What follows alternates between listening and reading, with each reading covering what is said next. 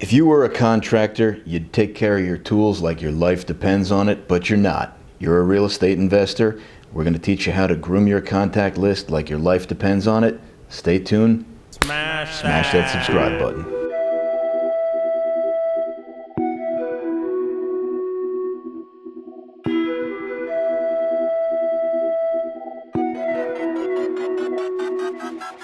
If your network equals your net worth, why don't you take your contact list more seriously? Now, if you're just getting started, I'm not talking about purchasing some fancy software system or even Constant Contact. I'm just talking about saving things in your phone, different ways to access them, and honestly, this has made a tremendous amount of difference. Nothing drives me more nuts than when I give somebody a contact one time and they don't save it and continuously build on it and add more information. So let's give you a couple quick tips about your phone first. Number one, pick a platform. I use the iPhone, only because, personally, in my opinion, it's the best. It seems to work better with the way my head flows. Everybody in the office has an iPhone, and if you want to work together with me, it's just going to make your life a lot easier. Okay, you could try a Droid or whatever else. I don't care. Just pick something and stick with it. Buy the biggest phone possible, the one with absolutely the most memory you could possibly get, and after that, back everything up onto the cloud. My phone has 2 terabytes of storage. I think I spend $90 a month.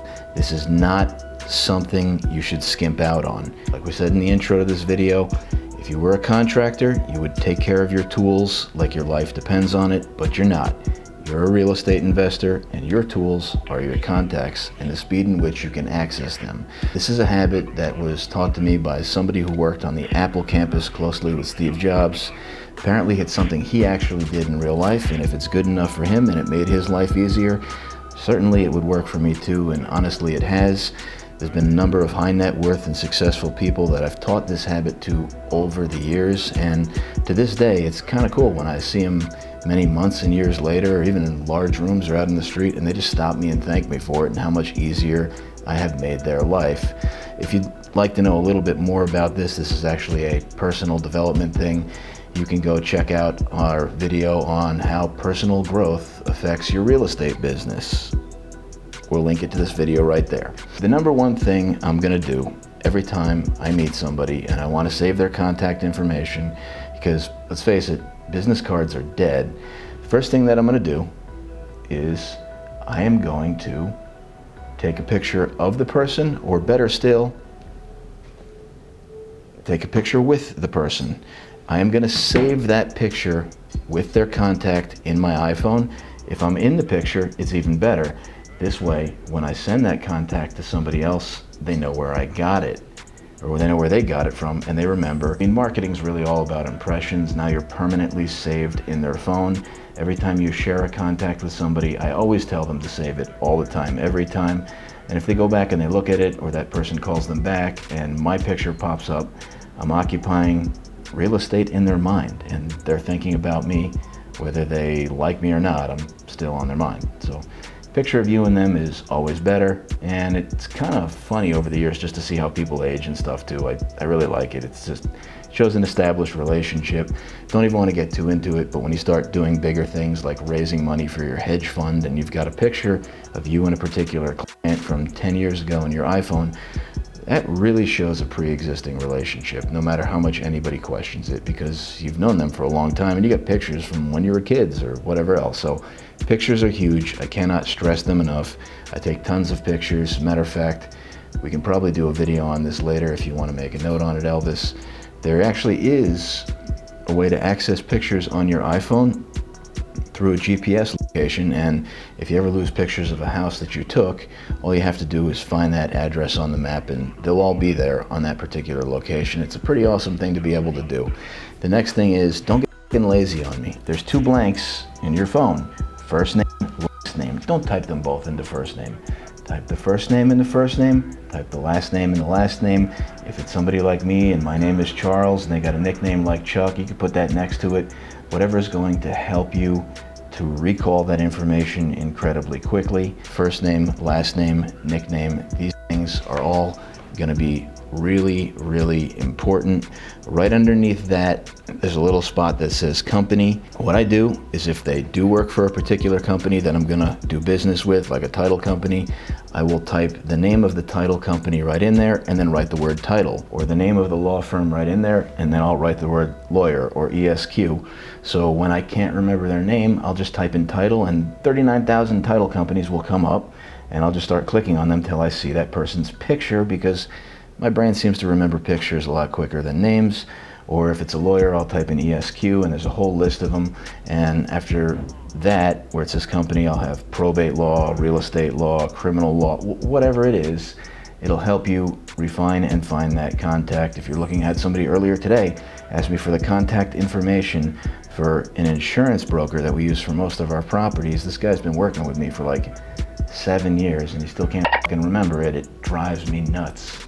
Why do I have to keep sending you the same over and over again? And maybe this is why I'm the boss. I don't know. But information is priceless. We live in an information age, and real estate investing is more about collecting and retaining information. I've told you this repeatedly in the marketing videos. If you want to link one of those to the top too, it'd be a great thing. Collect and retain, collect and retain, collect and retain, and then be able to access it. After the company, phone number. If it's a cell phone, again, don't get lazy. Click the little thing next to it and slide it to mobile so you know this is where I text them. If it's an office, save office. If it's home, save home. If it's other, save other. If there's an extension, you might as well have that in there too.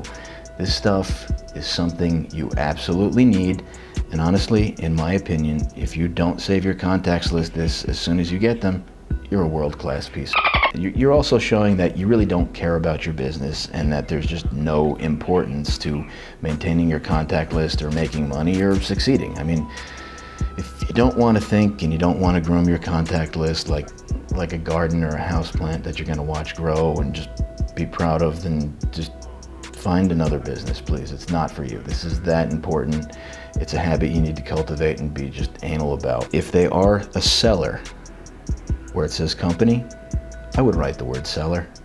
I mean, it's really important. And if they're a buyer and you don't have somebody who specifically sells your properties, I would write the word buyer, at least until you start to grow.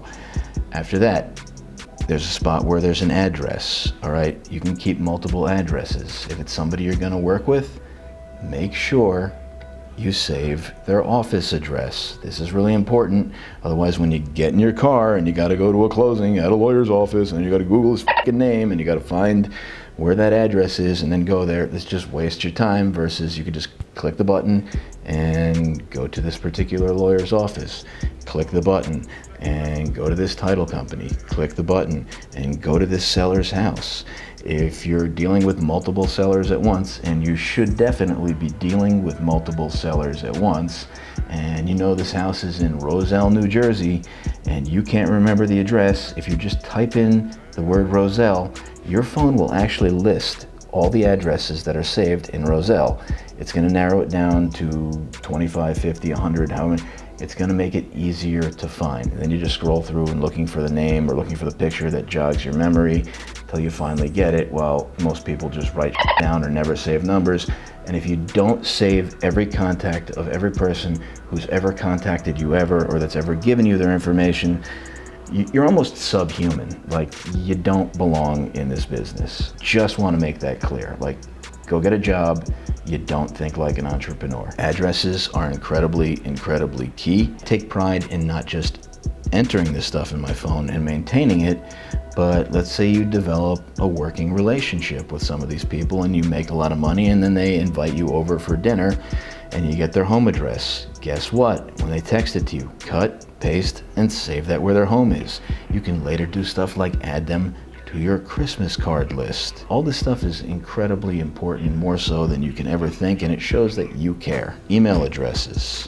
If there's multiple email addresses, if you get one for somebody's assistant, save that too. Go back up to the company section in your phone, put down the name of their assistant. Oh, this guy's assistant's name is Anita.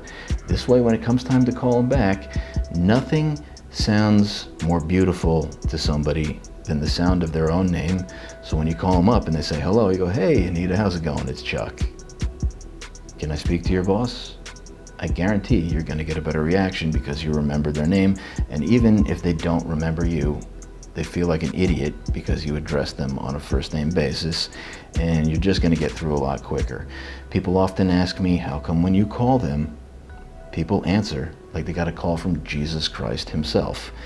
Maybe because it's really personal and I'm obsessive about this to like the point of where I'm practically a stalker, and you should be too. Emails are going to be incredibly important. We don't use them as much as we used to, but fax numbers are going to be important.